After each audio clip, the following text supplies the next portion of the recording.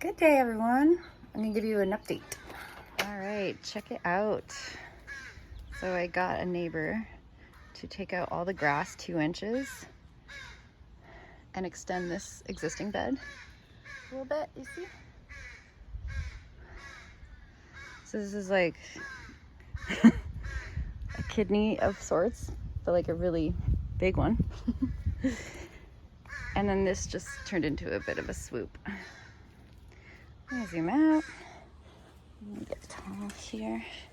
Okay, so I've taken a significant amount of grass out.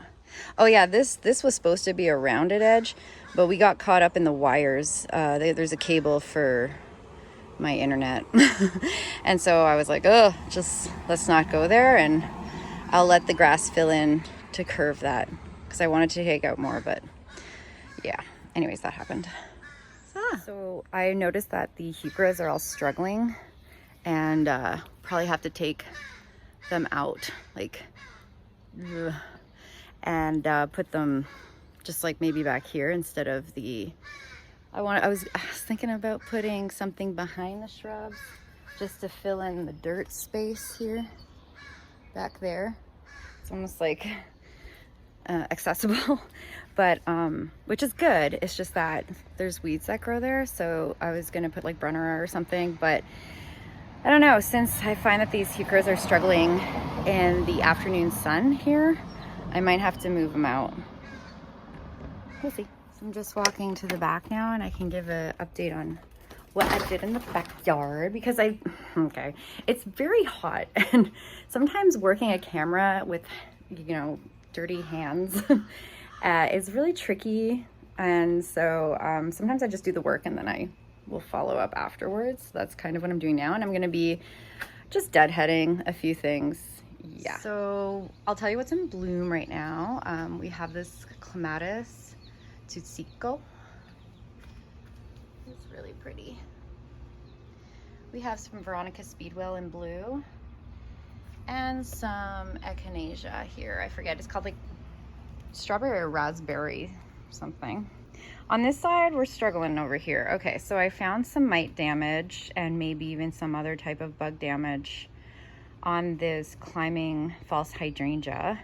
It used to be really leafy, like a bluish, healthy leaf, and now it's like decimated. So about a week ago, I noticed it, and I sprayed a hose to it, like blasted the hose, and then also put insecticidal soap, and just like even ran my hands through it all, and it has not bounced back yet. This is the other false hydrangea that's in bloom. Oh, there's a Japanese beetle. Wonderful. I'll have to get my little glass jar out with soapy water and flick them in there already, eh? Seems a bit soon. And then we have the penstemon just finishing up.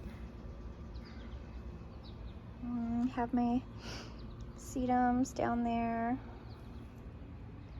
Oh, pretty hostas. This one's gotten kind of big, Banana Bay. Whoa, a bit too big. Oh yeah, my pansies are still alive. Well, this one's in pure shade. Like, it does not even get any sun, so maybe it likes that. These are getting eaten by bugs. Well, this one is right there. But I mean, they're surviving. They came from the front yard. Oh, these are all budded up. They're like balloon flowers. Forget what their actual name is. I just know the generic name. This is all looking good. The mop heads, the blooms are a bit big. I know everyone's like, that's great, but then that's when they flop, right? This is big. That's crazy. Oh, I forgot the dianthus. Sorry. I'm gonna come back over here. Just skip past these blooms because they're starting to be spent. So when your dianthus blooms and you want it to rebloom, you can cut to the next like node, and I just chop off the heads.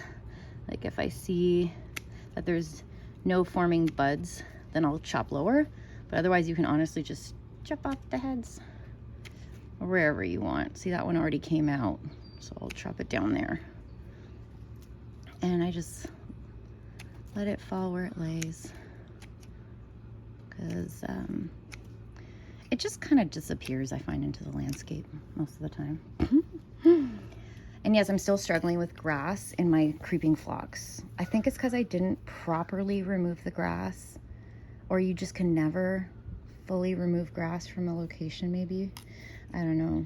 No, I think it was me. And then there's some spent blooms on this heuchera, so I'll just trim those down real quick.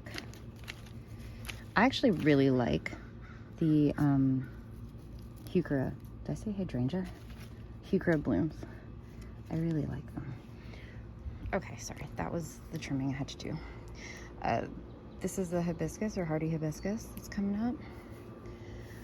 Okay, back to here. Everything looking good. My grass is still struggling. Might move it to the front yard. So the front yard's for all like low perennials. And like maybe one tall shrub or something. Oh, these are spent. Those down. This is almost bleaching out from the sun, this heuchera. I got some delphiniums back there. They didn't do anything too special this year. Oh dear. Okay, so wish I would have done this tour later because this normally looks amazing, but I'm in like sweltering heat right now, so it'll bounce back up once it gets the afternoon shade. So it's gonna get shaded in like an hour or two.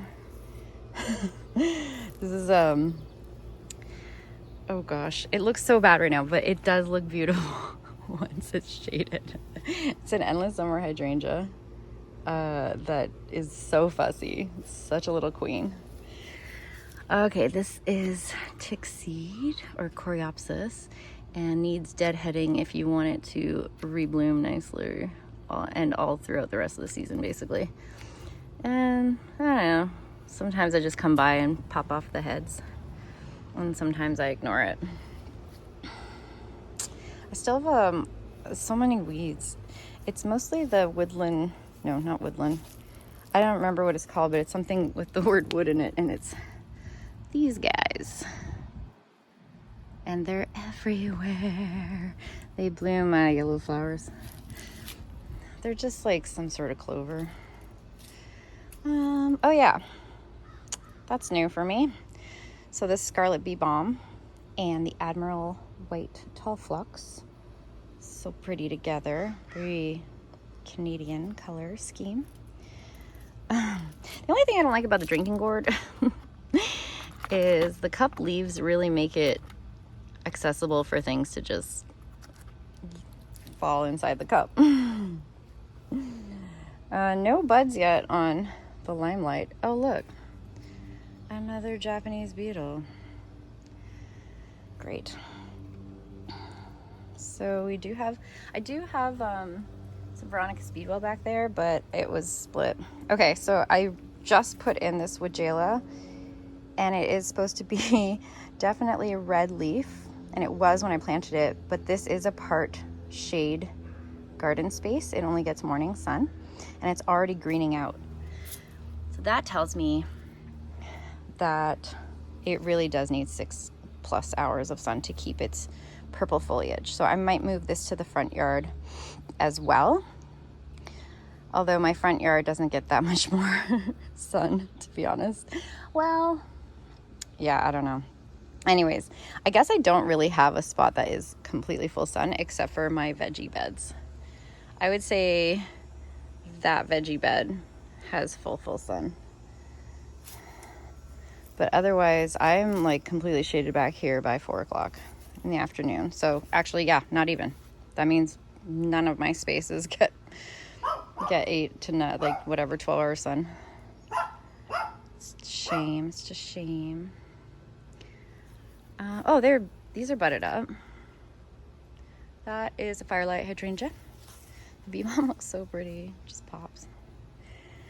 Oh yeah, my 9 bark. Okay, so don't cut back 9 barks because this is what happens. It never quite grows back the same. I had to stake back this enormous, what is it called? It's a dappled willow. And it is a sort of tree form. It's just that it grows so profusely.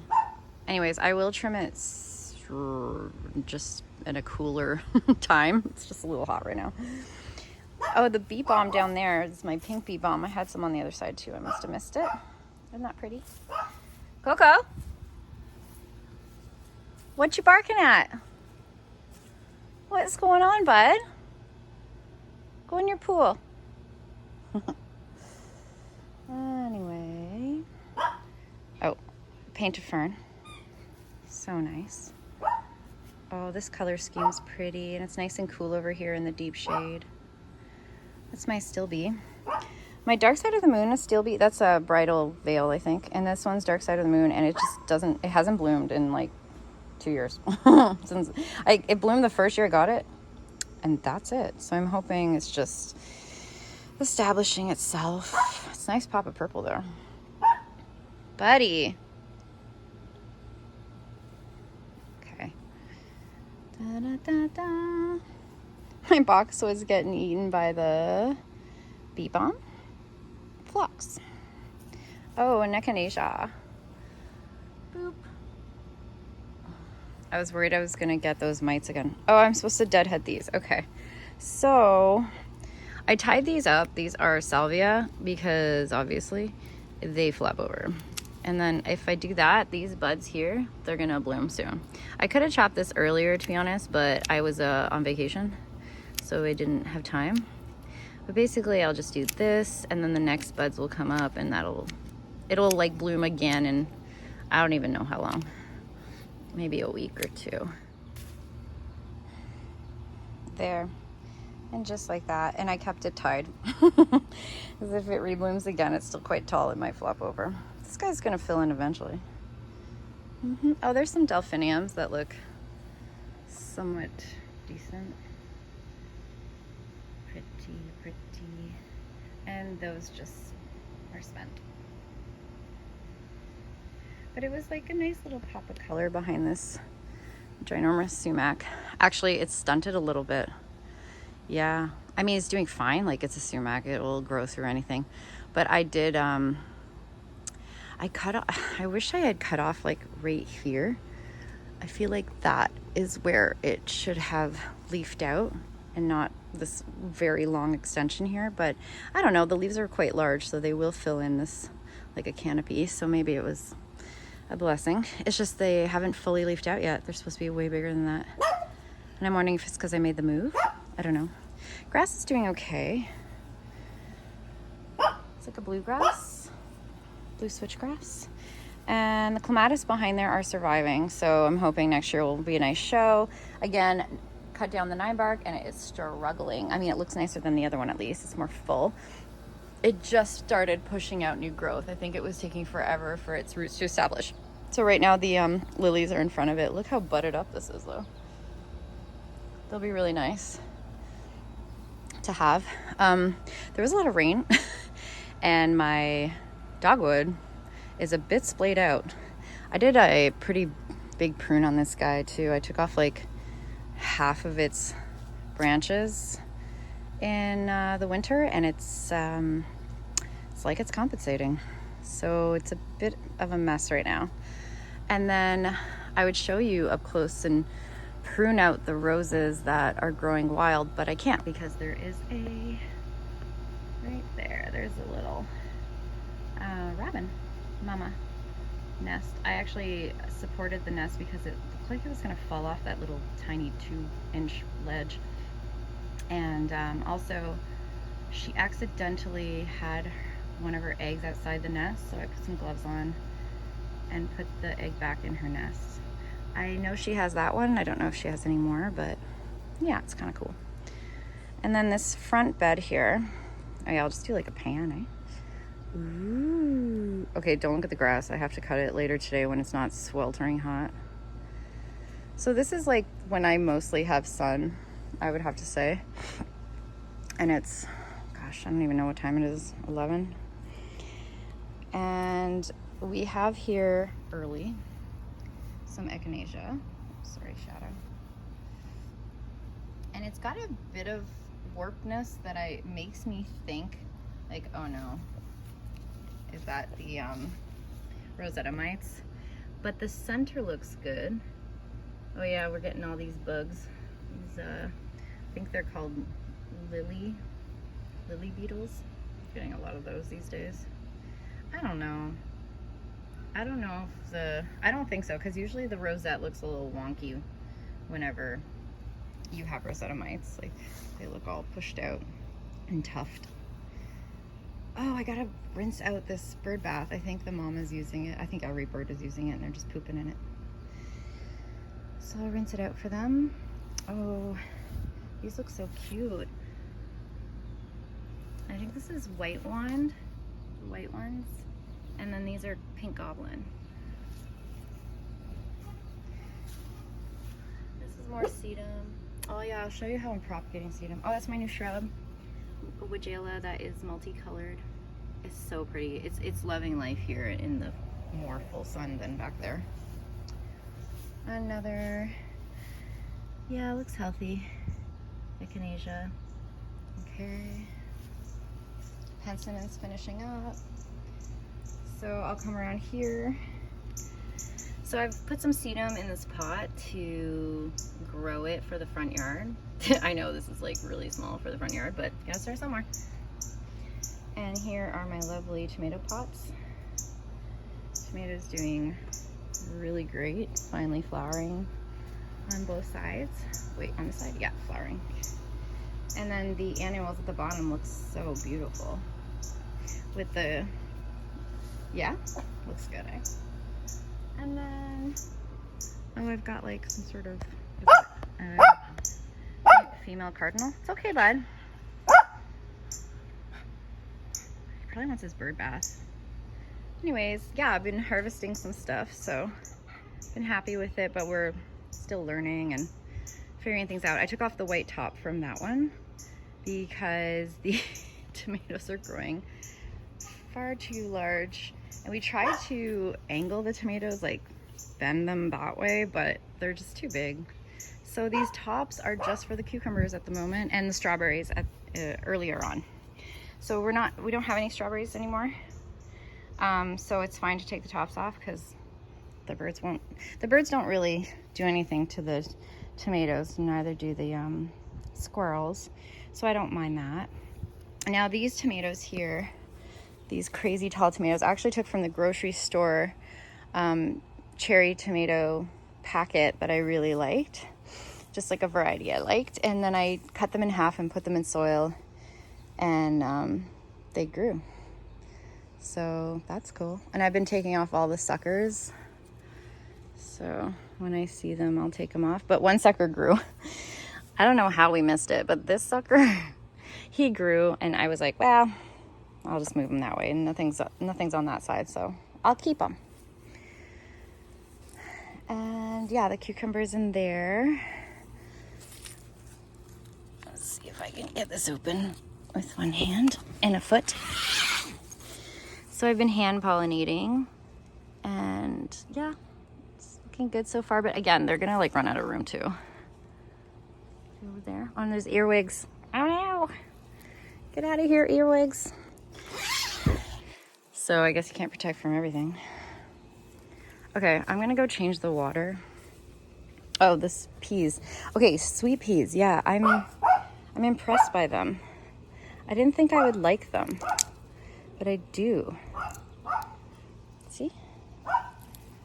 They're like, I don't know. They're good to snack on. So I've been doing that. And then, of course, beans are like never ending, which is great. I kind of like just eating them right off a vine like that. You know, I'm not really a cook. Oh yeah. And the beets are doing good. Okay. I think that's long enough. So thanks for coming along on my update. And I'm gonna start planting the front yard with little bits of sedum, because I don't want to spend money. And so it's gonna be a really slow process, but I'm hoping it'll look good by next year.